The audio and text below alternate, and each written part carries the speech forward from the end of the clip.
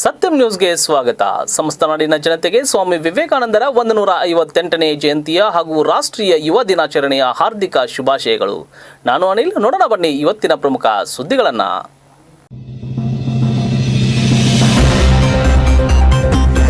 ಸರ್ಕಾರದ ಯೋಜನೆಗಳನ್ನು ತಂದು ಗ್ರಾಮದ ಅಭಿವೃದ್ಧಿಗೆ ಶ್ರಮಿಸಿದ ಶಾಸಕ ಪ್ರಕಾಶ್ ಹುಕ್ಕೇರಿ. ಗಾಂಧಿ ಗ್ರಾಮ ನಮ್ಮ ಹೆಮ್ಮೆ ಪ್ರಶಸ್ತಿಗೆ ಭಾಜನವಾಗಿದೆ ಎಂದು ಹರ್ಷ ವ್ಯಕ್ತಪಡಿಸಿದ ಸುಧೀರ್ ಕೋತ್.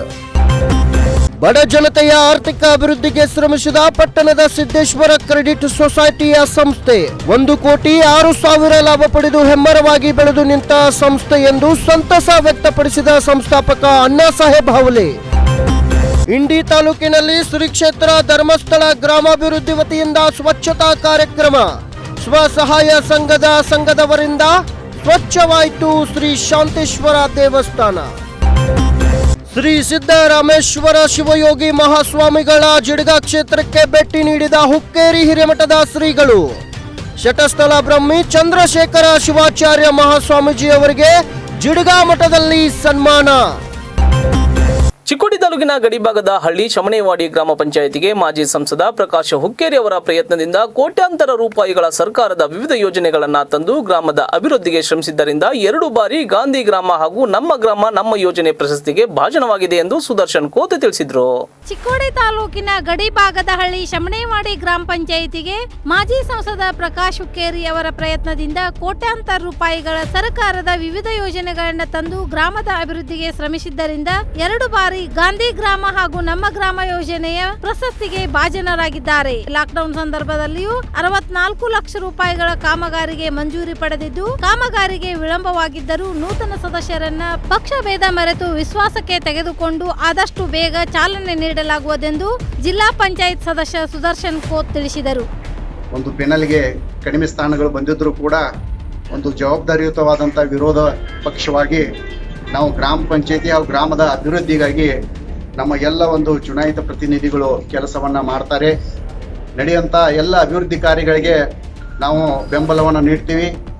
ಆದರೆ ಯಾವುದೇ ರೀತಿ ರಾಜಕಾರಣ ಹಾಗೂ ಪಕ್ಷಪಾತ ನಡೆದರೆ ಅದಕ್ಕೆ ವಿರೋಧವನ್ನು ಕೂಡ ನಾವು ಮಾಡ್ತೀವಿ ಅಂತ ಈ ಸಂದರ್ಭದಲ್ಲಿ ನಾನು ಹೇಳಲಿಕ್ಕೆ ಬಯಸ್ತೀನಿ. ನಮ್ಮ ಒಂದು 17 ವರ್ಷಗಳ ಒಂದು ಅಧಿಕಾರ ಅವಧಿಯಲ್ಲಿ ಗ್ರಾಮದ ಅಭಿವೃದ್ಧಿಗಾಗಿ ನಮ್ಮ ಎಲ್ಲ ಕಾರ್ಯಕರ್ತರು ಬಹಳಷ್ಟು ಶ್ರಮವನ್ನು ವಹಿಸಿದ್ದಾರೆ.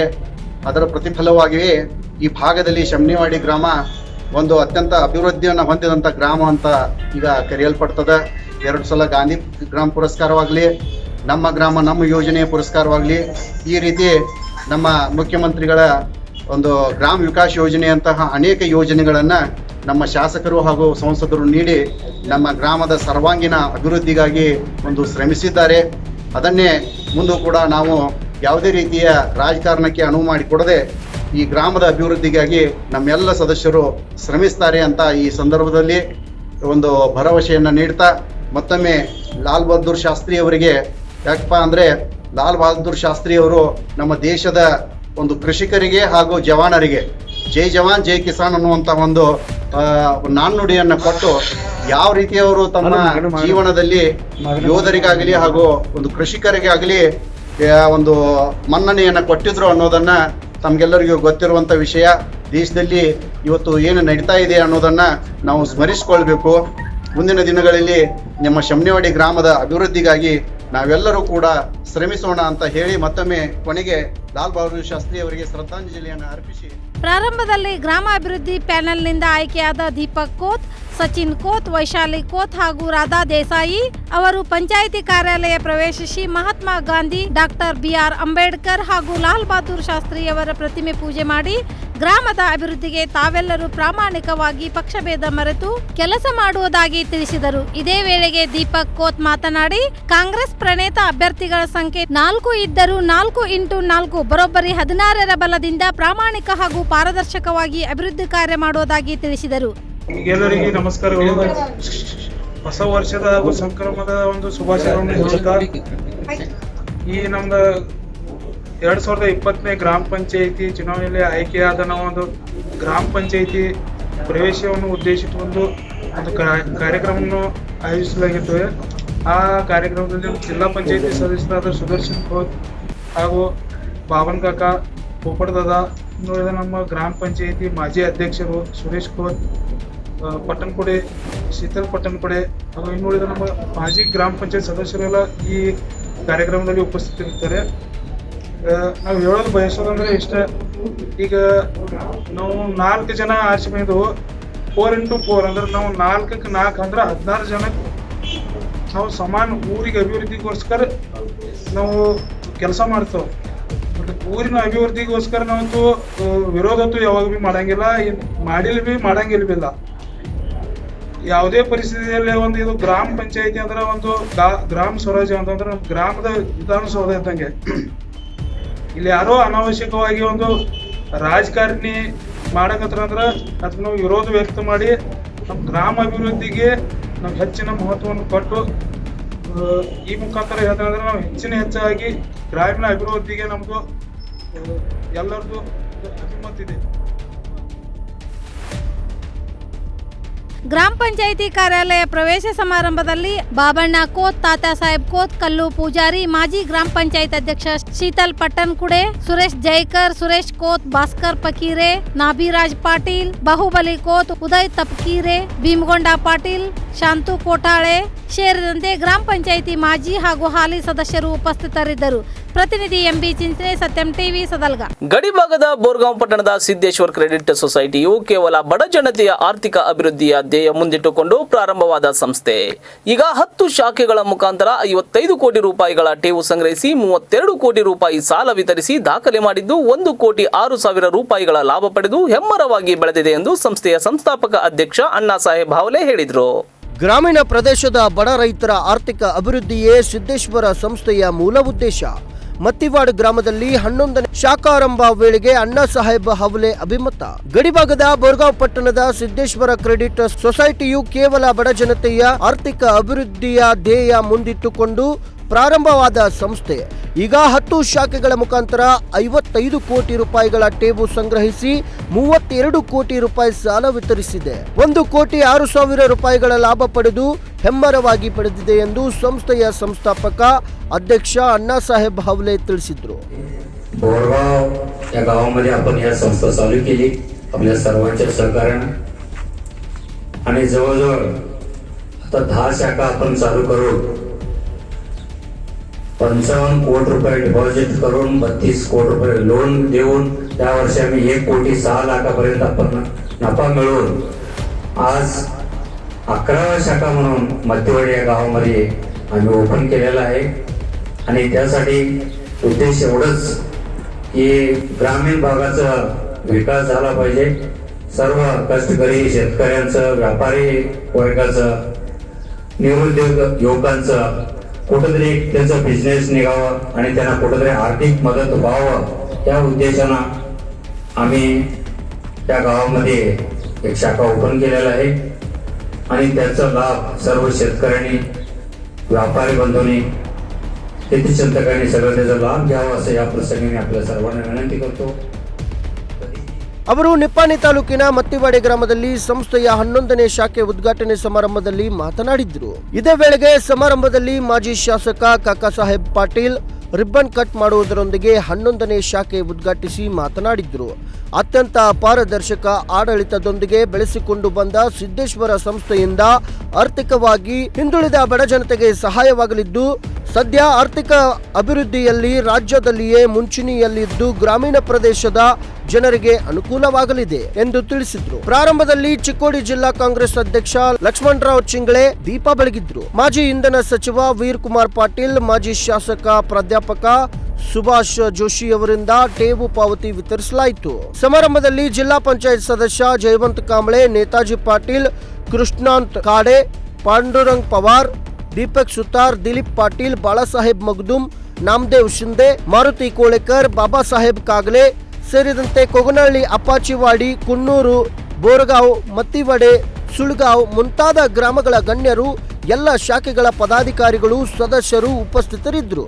ಬೆಳಗಾವಿ ಜಿಲ್ಲೆಯ ರಾಯಬಾಗ ತಾಲೂಕಿನ ಚಿಂಚಲಿ ಪಟ್ಟಣದ ಶ್ರೀ ಮಹಾಕಾಳಿ ಶಿಕ್ಷಣ ಸಂಸ್ಥೆಯ ಡಾಕ್ಟರ್ ಬಿಆರ್ ಅಂಬೇಡ್ಕರ್ ಕ್ರೀಡಾಂಗಣದಲ್ಲಿ ನಡೆಯುತ್ತಿರುವ ಶ್ರೀ ಮಹಾಕಾಳಿ ಫುಟ್ಬಾಲ್ ಅಕಾಡೆಮಿ ಇವರ ಸಂಯುಕ್ತ ಆಶ್ರಯದಲ್ಲಿ ಮಹಾಕಾಳಿ ಚಾಂಪಿಯನ್ ಟ್ರೋಫಿ 2021 ರಾಷ್ಟ್ರಮಟ್ಟದ ಫುಟ್ಬಾಲ್ ಪಂದ್ಯಾವಳಿಯಲ್ಲಿ ಫೈನಲ್ ಪಂದ್ಯದಲ್ಲಿ ಮಹಾರಾಷ್ಟ್ರದ ಕೊಲ್ಲಾಪುರದ ಶಿವಾಜಿ ತರುಣ ಫುಟ್ಬಾಲ್ ತಂಡ ಪ್ರಶಸ್ತಿ ಬಾಚಿಕೊಂಡಿದೆ. ರಾಷ್ಟ್ರ ಮಟ್ಟದ ಫುಟ್ಬಾಲ್ ಪಂದ್ಯಾವಳಿಯಲ್ಲಿ 2021ರ ಮಹಾಕಾಳಿ ಚಾಂಪಿಯನ್ ಫುಟ್ಬಾಲ್ ಟ್ರೋಫಿ ಮಹಾರಾಷ್ಟ್ರದ ಕೊಲ್ಲಾಪುರ ಶಿವಾಜಿ ತರುಣ್ ಫುಟ್ಬಾಲ್ ತಂಡಕ್ಕೆ ಪ್ರಶಸ್ತಿ ಲಭಿಸಿದೆ. ಬೆಳಗಾವಿ ಜಿಲ್ಲೆಯ ರಾಯಬಾಗ ತಾಲೂಕಿನ ಚಿಂಚಲಿ ಪಟ್ಟಣದ ಶ್ರೀ ಮಹಾಕಾಳಿ ಶಿಕ್ಷಣ ಸಂಸ್ಥೆಯ ಡಾಕ್ಟರ್ ಬಿಆರ್ ಅಂಬೇಡ್ಕರ್ ಕ್ರೀಡಾಂಗಣದಲ್ಲಿ ನಡೆಯುತ್ತಿರುವ ಶ್ರೀ ಮಹಾಕಾಳಿ ಫುಟ್ಬಾಲ್ ಅಕಾಡೆಮಿ ಇವರ ಸಂಯುಕ್ತ ಆಶ್ರಯದಲ್ಲಿ ಮಹಾಕಾಳಿ ಚಾಂಪಿಯನ್ ಟ್ರೋಫಿ 2021 ರಾಷ್ಟ್ರ ಮಟ್ಟದ ಫುಟ್ಬಾಲ್ ಪಂದ್ಯಾವಳಿಯಲ್ಲಿ ಫೈನಲ್ ಪಂದ್ಯದಲ್ಲಿ ಮಹಾರಾಷ್ಟ್ರದ कोल्हापुರದ शिवाजी तरुण फुटबॉल ತಂಡಕ್ಕೆ ಪ್ರಶಸ್ತಿ ಚಾಚಿಕೊಂಡಿದೆ. राष्ट्रीय पातळीवर फुटबॉल ट्रॉफी आयोजन केले. सतत 3 दिवस या अण्णांच्या मार्गदर्शनाखाली नगरामध्ये आदरणीय विवेकानंद पाटील साहेब, इतर सर्व मान्यवर, माझे मित्र श्री रवी मालशेठ साहेब, या सर्वांना माझा नमस्कार. मी खरोखर भाग्यवान आहे. आज या स्पर्धेला मला आमंत्रित केलं गेलं. मला खूप आनंद होत आहे की महाकाली चॅम्पियन्स ट्रॉफी 2021 या स्पर्धेच्या फायनल स्पर्धेला मी आज इथे आलो. सर्वप्रथम मी कोल्हापूरच्या आज पाटील वसंतराव पाटील एक थोर स्वातंत्र्य सैनिक होते. त्यांच्या 100हून अधिक शिक्षण संस्था आहेत.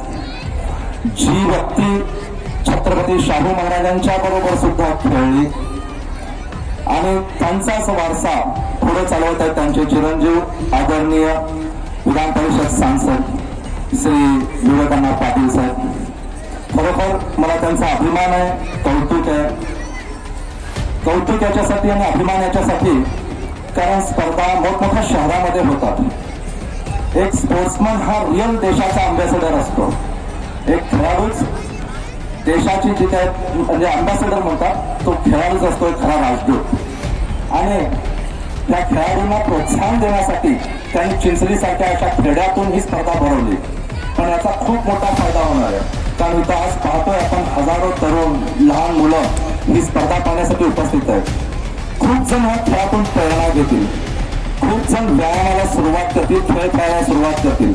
आजपर्यंत काही प्लेन्स व्हायचे की 135 कोटीचा आपला देश आणि ऑलिम्पिक मेडल येत नाही कारण त्यांना त्या अशा खेळाडूंना प्लॅटफॉर्म उपलब्ध नाही.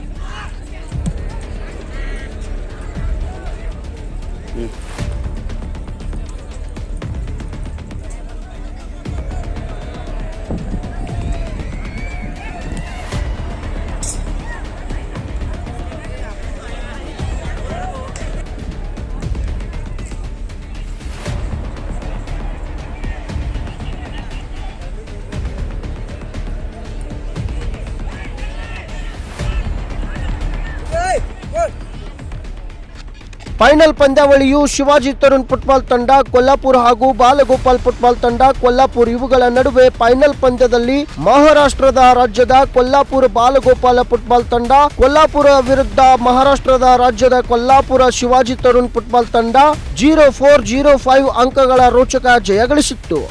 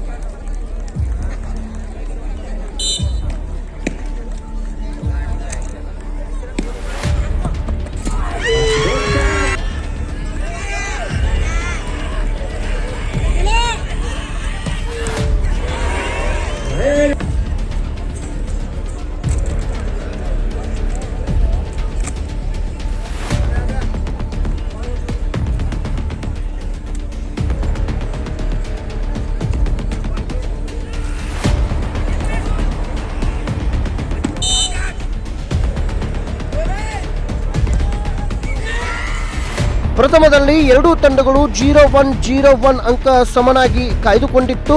ನಂತರ ಪೆನಾಲ್ಟಿ ಮೂಲಕ 0-4 ಗೋಲ್ಗಳು ಮಾಡಿ ಒಂದು ಗೋಲ್ದಿಂದ ಮಹಾರಾಷ್ಟ್ರದ ರಾಜ್ಯದ ಕೊಲ್ಲಾಪುರ್ ಶಿವಾಜಿ ತರುಣ್ ಫುಟ್ಬಾಲ್ ತಂಡ ರೋಚಕ ಜಯಗಳಿಸಿದ ಮಹಾರಾಷ್ಟ್ರದ ರಾಜ್ಯದ ಕೊಲ್ಲಾಪುರ್ ಶಿವಾಜಿ ತರುಣ್ ಫುಟ್ಬಾಲ್ ತಂಡಕ್ಕೆ ಪ್ರಥಮ ಬಹುಮಾನ 50,000 ರೂಪಾಯಿ ಹಾಗೂ ಒಂದು ಟ್ರೋಫಿಯನ್ನ ಎಂಎಲ್ಸಿ ಹಾಗೂ ಬೆಳಗಾವಿ ಕೆಎಂಎಫ್ ಅಧ್ಯಕ್ಷ ವಿವೇಕ್ ಪಾಟೀಲ್ ನೀಡಿ ಗೌರವಿಸಿದ್ರು.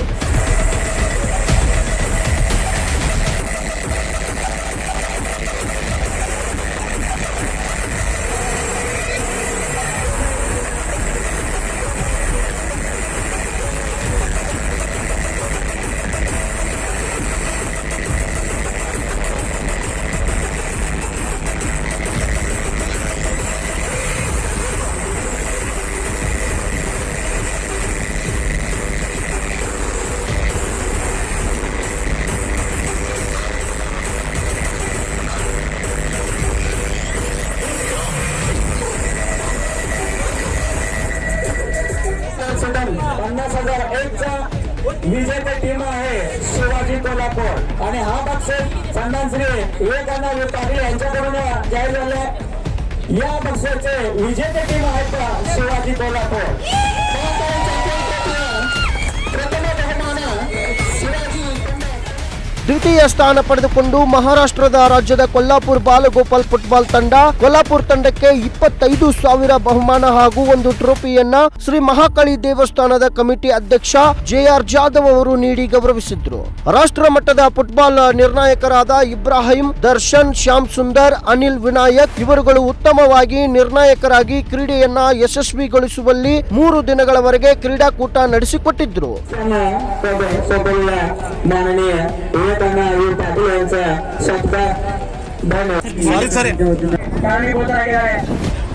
ಅವರವರ ಕಾರ್ಯಕ್ರಮದಲ್ಲಿ ಭಾಗಿಯಾಗಿರ್ತಕ್ಕಂಥ ಎಲ್ಲರಿಗೂ ಕೂಡ ಮತ್ತೊಮ್ಮೆ ಎಲ್ಲರ ಪರವಾಗಿ ಮತ್ತೊಮ್ಮೆ ಹೃದಯಪೂರ್ವಕವಾಗಿ ಸ್ವಾಗತ ಕೊಡ್ತಾ ಮಾಲಾರ್ಪಣೆ ಹಾಗೂ ಸರ್ಕಾರದ ಮುಖಾಂತರ ಮತ್ತೊಮ್ಮೆ ಎಲ್ಲ ಅಧ್ಯಕ್ಷರನ್ನ ಮುಖ್ಯ ಅತಿಥಿಗಳನ್ನ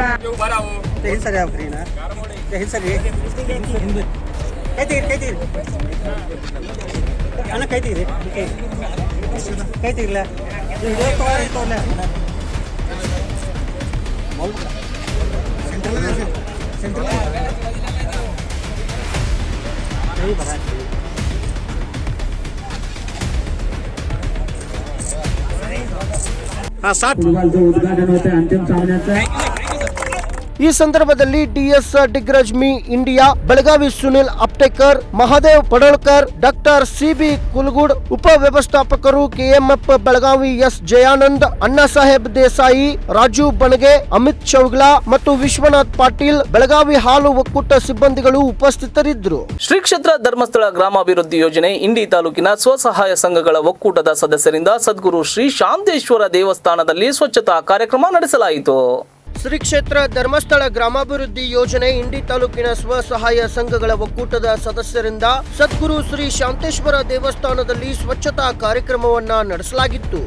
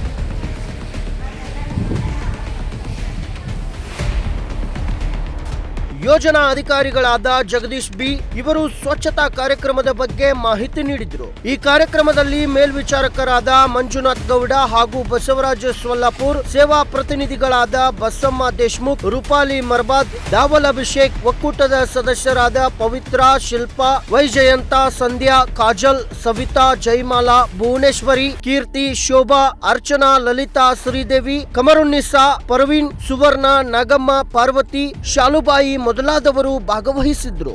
ಕರ್ನಾಟಕದ ಸುಪ್ರಸಿದ್ಧ ಕ್ಷೇತ್ರ ಸರ್ವ ಜನಾಂಗದ ತವರೂರು ಮಹಾ ತಪಸ್ವಿ ಶ್ರೀ ಸಿದ್ದರಾಮೇಶ್ವರ ಶಿವಯೋಗಿ ಮಹಾಸ್ವಾಮಿಗಳ ಪಾವನ ಕ್ಷೇತ್ರ ಜಿಡಗ ಶ್ರೀಮಠಕ್ಕೆ ಹುಕ್ಕೇರಿ ಹಿರೇಮಠದ ಶ್ರೀಗಳಾದ ಷಡಸ್ಥಲ ಬ್ರಹ್ಮಿ ಚಂದ್ರಶೇಖರ ಶಿವಾಚಾರ್ಯ ಮಹಾಸ್ವಾಮಿಗಳು ಭೇಟಿ ನೀಡಿದ ಸಂದರ್ಭದಲ್ಲಿ ಶ್ರೀಗಳನ್ನ ಸನ್ಮಾನಿಸಿ ಗೌರವಿಸಲಾಯಿತು.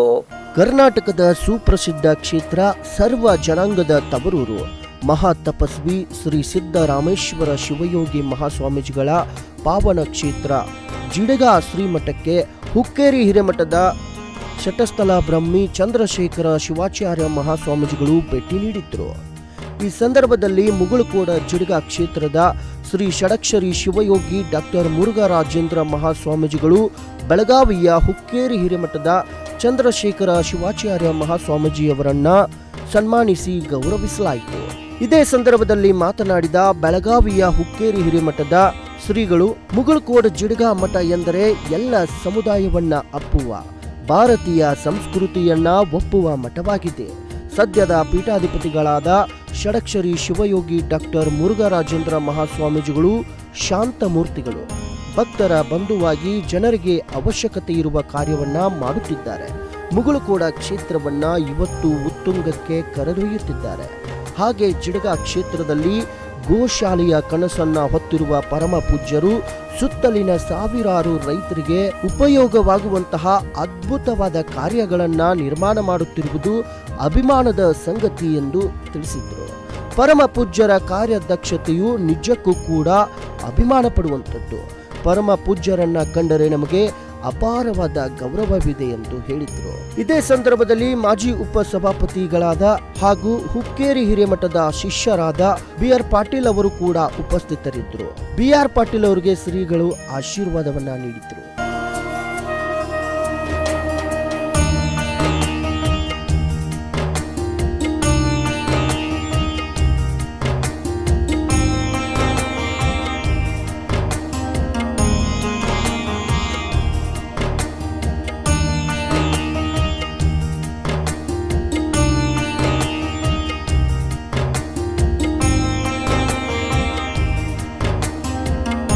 ಇವಿಷ್ಟು ಇವತ್ತಿನ ಪ್ರಮುಖ ಸುದ್ದಿಗಳು. ನಿರಂತರ ಸುದ್ದಿ ಹಾಗೂ ಮನರಂಜನೆಗಾಗಿ ನೋಡ್ತಾ ಇರಿ ಸತ್ಯಂ ಟಿವಿ ಕನ್ನಡ.